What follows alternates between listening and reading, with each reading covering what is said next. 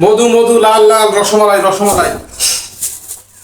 আজকে ইফতারি হবে মধু দিয়ে।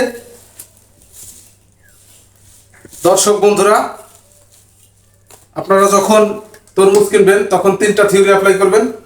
থিওরি নাম্বার 1 হচ্ছে তরমুজটা একটু গোলগাল হবে এবং তরমুজের বোটাটা যেন ছোট হয়, ছোট আকৃতির বোটা দেখে তরমুজটা কিনবেন।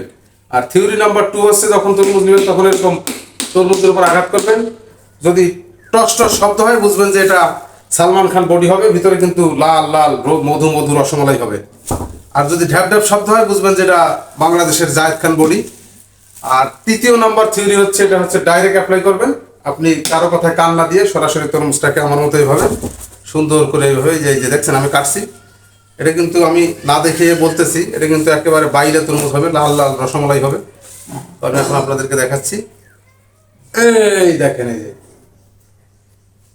ওরে আগুন, আগুনের মতো লাল দেখছেন, খেতেও কিন্তু সেই।